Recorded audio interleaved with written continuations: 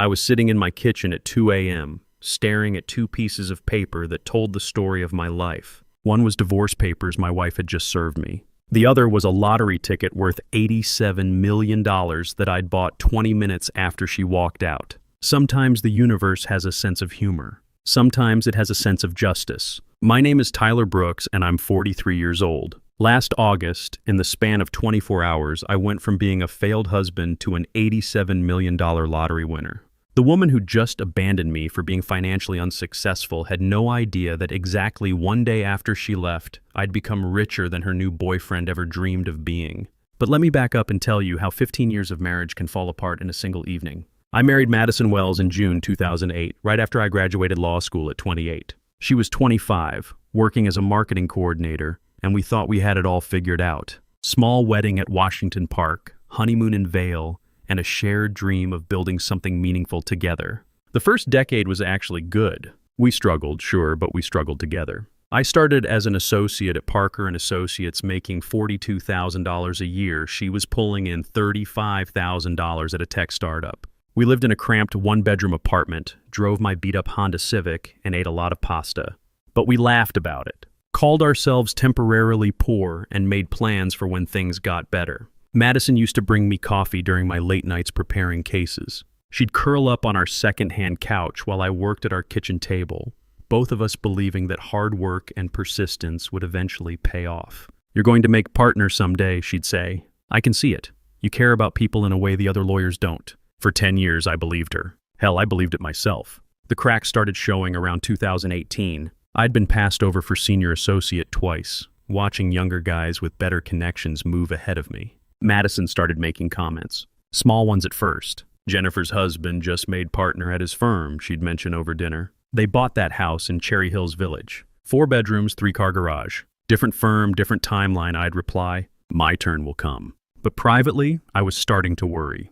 At 38, I should have been further along. I was good at my job, clients liked me, but I wasn't bringing in the big money cases. I specialized in personal injury and family law, helping regular people with real problems. Important work, but not the kind that impresses senior partners looking at billable hours. Then my dad died in 2019. Sudden heart attack at 67. Mom was lost without him, and the medical bills from his final month wiped out their savings. She kept the house, but barely. I started sending her $300 a month to help with utilities and medications. Madison didn't say anything directly, but I felt her resentment every time I wrote that check. The real deterioration started in 2020. Madison turned 37 and something shifted. She began following all her college friends on Instagram, constantly showing me their updates. New houses, family vacations, kids in private schools. Her phone became this constant source of comparison and disappointment. "Look at Sarah's kitchen renovation," she'd say, shoving the screen in my face. $40,000. Her husband sells medical equipment. "Good for them," I'd reply, but I could hear the edge in my own voice. By 2021, the criticism was relentless. Every bill that came in, every time we had to decline a dinner invitation because money was tight, every generic brand item in our grocery cart became evidence of my failure as a provider. The breaking point came last spring when I got passed over for senior associate for the 3rd time. This time, they gave it to Marcus, a guy 3 years younger than me who joined the firm 2 years after I did. Smart kid, but his father-in-law was a federal judge. Connections matter more than competence, apparently. I came home that evening, defeated, and found Madison on the couch scrolling through Facebook. "How did it go?" she asked without looking up.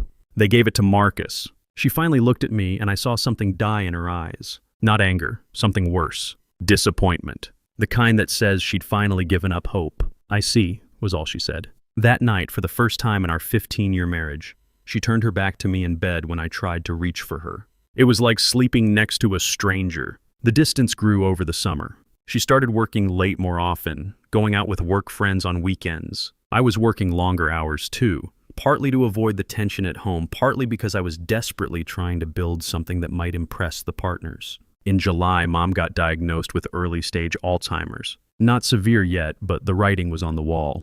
The specialist recommended a memory care facility within 5 years, and I started researching costs. $60,000 a year, minimum. When I mentioned it to Madison, she just stared at me. "We can't afford that, Tyler. She's my mother, and I'm your wife. What about our future?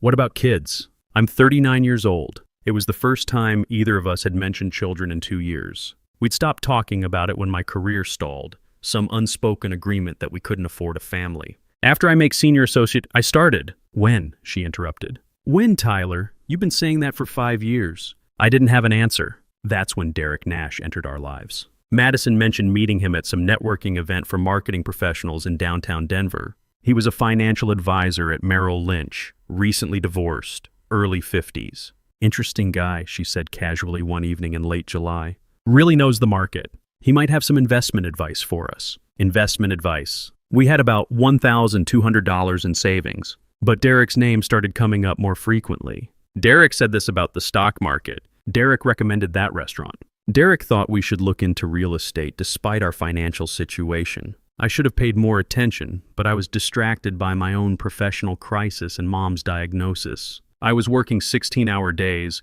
trying to land one big case that might change everything. The lottery ticket had been my Friday ritual for 10 years. Same numbers every week.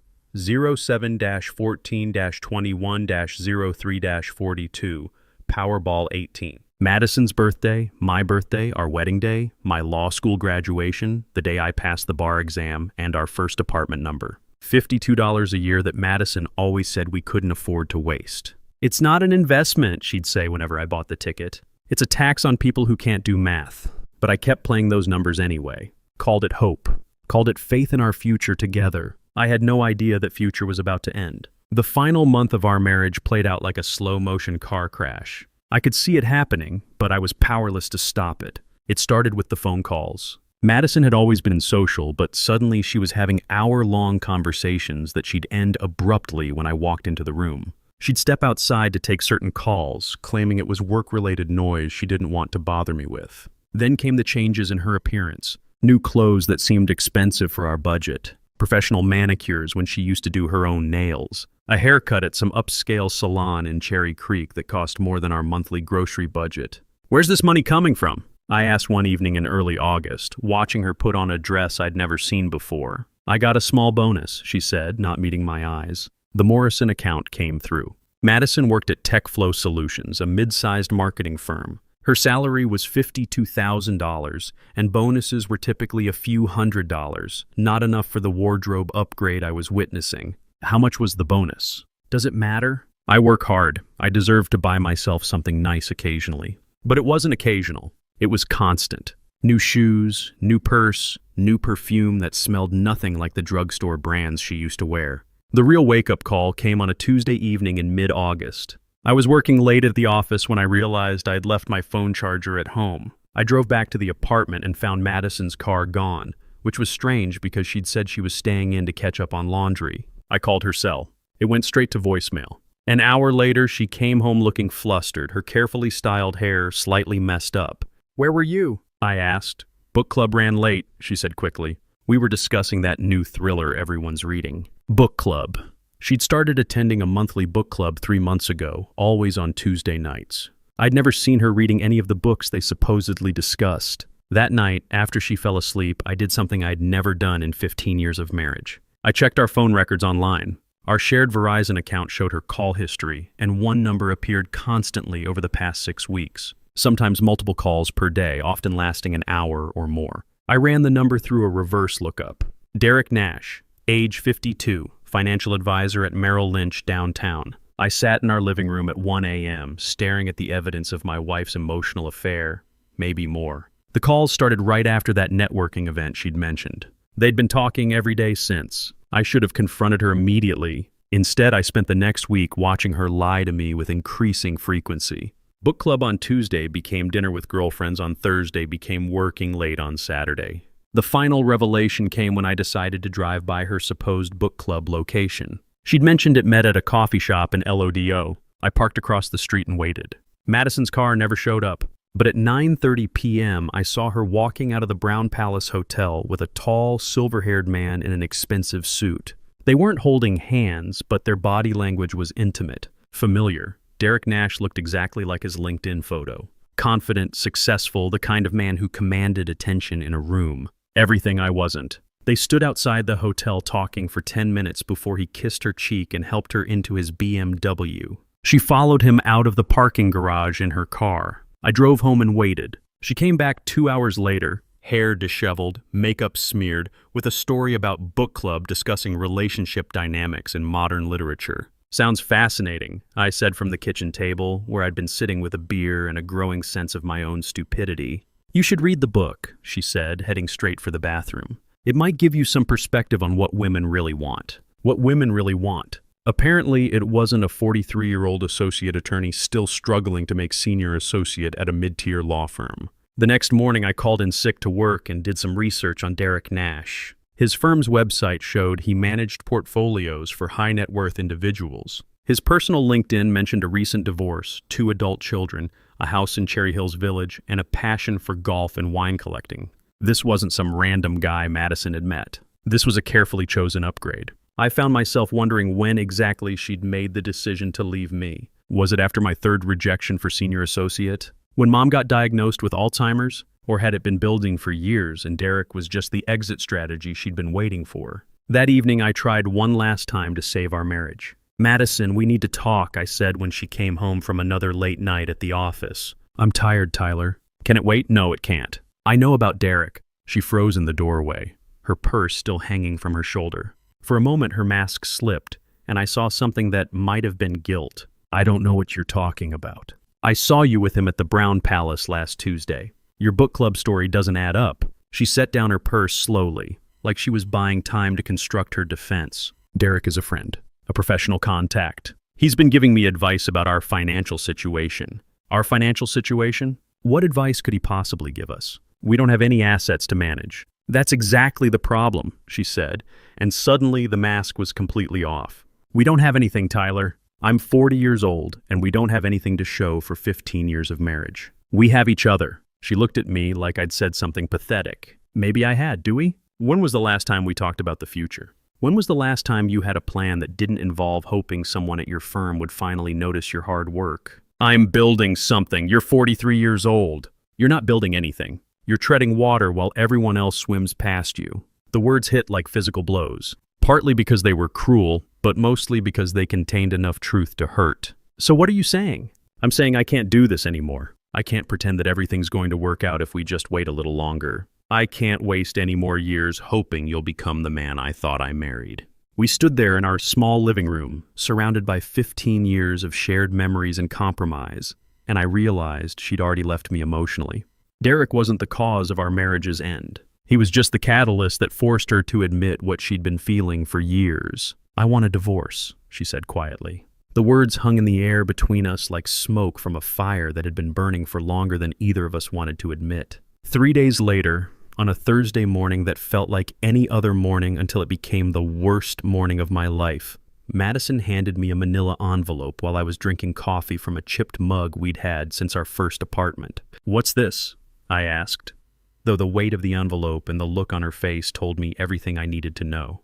Divorce papers, she said, not quite meeting my eyes. I've already signed them. I opened the envelope with hands that weren't quite steady. The documents were professionally prepared, printed on expensive letterhead from Morrison & Associates, one of Denver's premier family law firms. Someone had paid their $5,000 retainer fee, and it sure as hell wasn't either of us. Who's paying for this? I asked, though I already knew the answer. Derek is helping me with the legal fees, she said, finally looking at me directly. As a loan. A loan, right. The kind of loan that comes with very specific expectations about repayment. I read through the papers with the clinical detachment that 15 years of legal practice had taught me. Irreconcilable differences. Division of minimal assets. No alimony requested, thankfully, since we'd both contributed equally to our spectacular lack of wealth. I've been thinking about this for a while, Madison continued, as if she was explaining a decision to change cable providers. We want different things, Tyler. You're content with where you are, and I need more. Content? I set down my coffee cup harder than necessary. You think I'm content being passed over for promotion 3 times? You think I'm content watching my mother's mind disappear while I can't afford to get her proper care? That's not what I meant. Then what did you mean? She was quiet for a long moment, searching for words that would make this conversation easier for both of us. I mean, you've accepted that this is your life. You've made peace with being ordinary. And I can't do that. Ordinary. The word hit me like a punch to the gut. Is there anything I can do to change your mind? She shook her head. I've already moved most of my things to my sister's place. I'll come back for the rest this weekend. What about Derek? Are you moving in with him? It's not like that. But her hesitation told me it was exactly like that. That evening, while Madison was packing her remaining belongings, I sat at our kitchen table and did what I always did on Friday nights for the past 10 years. I filled out a lottery ticket with our numbers, 07-14-2, 1-03-42, Powerball 18. Madison walked through the kitchen carrying a box of her books and saw me with the ticket. Still playing those stupid numbers? She asked. Habit, I guess. You know, the odds are 292 million to 1, right? You're literally more likely to be struck by lightning. Maybe I like my chances with lightning. She paused in the doorway, and for a second I thought she might say something meaningful, something that acknowledged what we'd meant to each other, what we were losing. Instead, she said, "You should probably cancel the cable subscription. I won't be here to split it." Then she left for her sister's apartment, taking 15 years of shared dreams with her. I drove to the 7-Eleven on Colfax Avenue and bought my lottery ticket from Miguel, the clerk who'd been selling me the same numbers every week for a decade. "The usual?" he asked. "Yeah," I said, then paused. "Actually, make it 2 tickets this week. Same numbers. I don't know why I bought 2 tickets. Maybe because it felt like an ending, and I wanted to mark the occasion somehow. Maybe because I was so angry and hurt that I wanted to waste an extra $5 just to spite Madison's practical voice in my head. I folded the tickets into my wallet and went home to an empty apartment that still smelled like her perfume. Saturday was the longest day of my life. I cleaned the apartment, boxed up Madison's remaining things, and tried not to think about the fact that my marriage was officially over. I called my mom to check on her but didn't mention the divorce. She was having a good day, remembered my name, and asked about Madison. I told her Madison was fine and promised to visit soon. That evening I sat on our couch, my couch now, with a beer and turned on Channel 9 News for the Powerball drawing. Same ritual I'd followed every Saturday for 10 years, except this time I was alone. "Good evening, Colorado," the announcer said. "Tonight's jackpot is $87 million. The lottery machine started spinning those familiar white balls. I held both tickets in my hand, not really paying attention. I was thinking about Madison, wondering if she was watching the drawing from her sister's apartment, maybe with Derek beside her. Then the numbers started dropping. First number, 7. Madison's birthday, July 7th. Second number, 14. My birthday, February 14th. Valentine's Day, which she always claimed to hate, but secretly loved. Third number, 21. Our wedding day, June 21st, 2008. A perfect summer afternoon in Washington Park with all our friends and family watching us promise to love each other forever. My attention snapped back to the television. Fourth number, 3. My law school graduation, May 3rd, 2008, when Madison sat in the audience wearing a yellow dress and cried happy tears as I walked across the stage. Fifth number, 42. The day I passed the Colorado bar exam, exactly 42 days after I took it. Madison had been more excited than I was.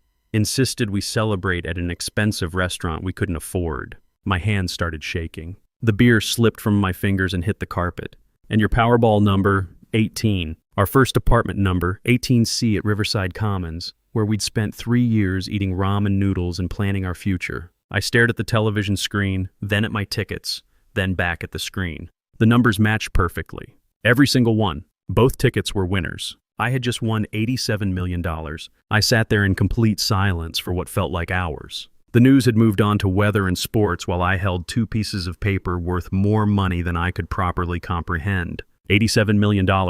Before taxes, but still. Enough to buy Derek Nash's BMW every month for the next century. Enough to pay off every debt, buy a house, start my own practice, and still have enough left over to live comfortably for the rest of my life. One day.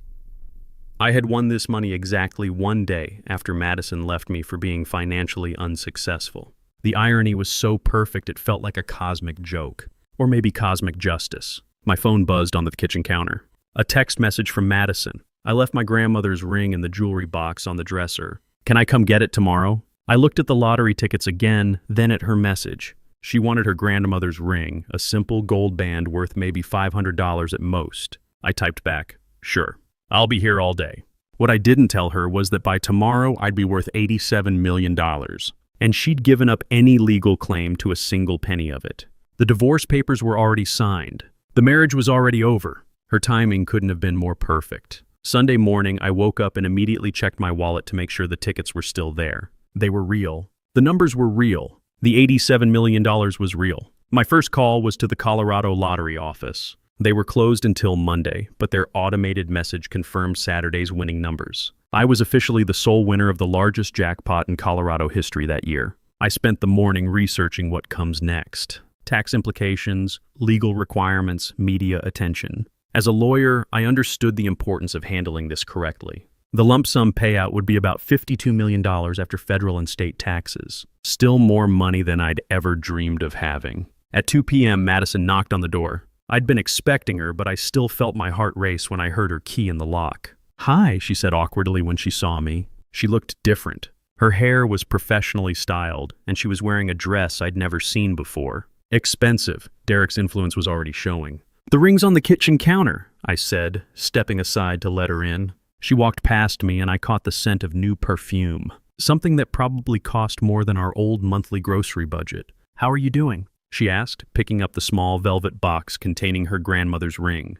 "I'm good," I replied, and for the first time in months, it was completely true. "Really good, actually." She looked around the apartment. I'd cleaned everything, put her remaining belongings in neat boxes by the door. "I finished packing your things," I said. "Books, photo albums, that ceramic mug collection you started in college." "Thank you," she said softly. That was thoughtful. We stood there in uncomfortable silence. She seemed to be working up the courage to say something. "Tyler, I want you to know that this isn't easy for me either," she finally said. Leaving wasn't something I wanted to do. It was something I felt I had to do. "I understand," I said, and I meant it. "Do you?"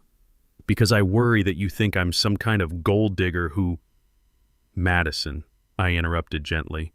"You don't owe me any explanations. We wanted different things. It's better this way."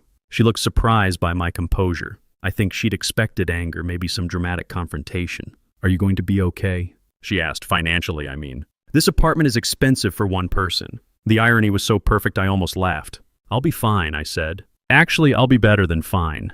"Good," she said, though she looked puzzled by my confidence. "I worried about leaving you with all the expenses." My phone buzzed. A text from my law school buddy, Jake. "Dude, did you see the news? Someone in Denver won the Powerball jackpot last night. $87 million. Can you imagine?" I glanced at the message, then at Madison, who was still standing in my kitchen holding her grandmother's ring. "I should go," she said. "Derek is taking me to brunch at the Brown Palace." The Brown Palace Hotel. Sunday brunch there cost about what we used to spend on groceries for a week. "That sounds nice," I said. "Tell him I said congratulations." "Congratulations? For what?" "On his new relationship. And for timing things so perfectly." She looked confused. "Tyler, I don't understand what you mean by timing." "You might want to check the lottery numbers from last night," I said casually. "Just out of curiosity." "Why would I do that?" "Those numbers I played every week. The ones you said were a waste of money. I played them one more time yesterday." She stared at me, her mind working to process what I was implying. "Tyler, you didn't." I pulled out my phone and showed her Jake's text message, then opened the Colorado Lottery website displaying Saturday's winning numbers. She looked at the screen, then at me, then back at the screen. The color drained from her face. "How much?" she whispered. $87 million. The jewelry box slipped from her hands and hit the floor. The ring scattered across the hardwood, but neither of us moved to pick it up. "When?" she asked, her voice barely audible. "Saturday night. About 6 hours after you left for your sister's place." I watched her do the math. Saturday night. One day after she'd walked out. One day after the divorce papers were signed. "Oh my God," she said, sinking into the nearest chair. "Tyler, we can fix this. The papers haven't been filed yet. We can tear them up." "We can—" "No," I said quietly but firmly. "We can't, but this changes everything." "This changes nothing, Madison. You made your choice based on who you thought I was and what you thought I could provide. The money doesn't change those fundamental things." "Please," she said, and now there were tears in her eyes. "Please, we can work this out. I made a mistake. I was scared about our future, but now you see a different future," I finished. "One with $87 million in it." She was crying openly now. "I love you, Tyler. I always have." "No," I said, walking to the door and opening it. "You love the idea of security. You always have. There's a difference." She stood up slowly, understanding that this conversation was over. "The divorce papers will be filed on Monday morning," I said. "By Tuesday, you'll officially be free to pursue the life you really want." She walked to the door, stopping beside me. "I'm sorry," she whispered. "I know," I replied. "So am I. I'm sorry it took me 15 years to realize we wanted different things." After she left, I picked up her grandmother's ring from where it had fallen and set it on the kitchen counter. She'd probably be back for it eventually. It's been 6 months since I won the lottery, and my life has changed in ways I never expected. I used the money to open Brooks Legal Services, a small firm specializing in elder care law and estate planning. The kind of work that lets me help families like mine navigate the complicated intersection of aging, dignity, and financial reality. I bought a house in Highlands Ranch with a separate apartment for my mom. Her Alzheimer's is progressing slowly, but she's comfortable and well cared for. I can afford the best doctors, the best treatments, and most importantly, I can afford to spend time with her while she still knows who I am. Madison and Derek are still together, though I've heard through mutual friends that his financial situation isn't as stable as it appeared. Leveraged investments, over-leveraged lifestyle, the kind of house of cards that market volatility can topple quickly. She tried reaching out to me once about 3 months ago. I didn't respond. Last week I ran into Derek at a coffee shop downtown. He was sitting alone, staring at his phone with the expression of a man watching his world crumble. He didn't see me, and I didn't introduce myself. I just bought my coffee and left. Sometimes I think about that Saturday night when I bought the lottery tickets. If I'd waited one more day, or if she'd waited one more day to leave, our lives would be completely different. But that's the thing about timing.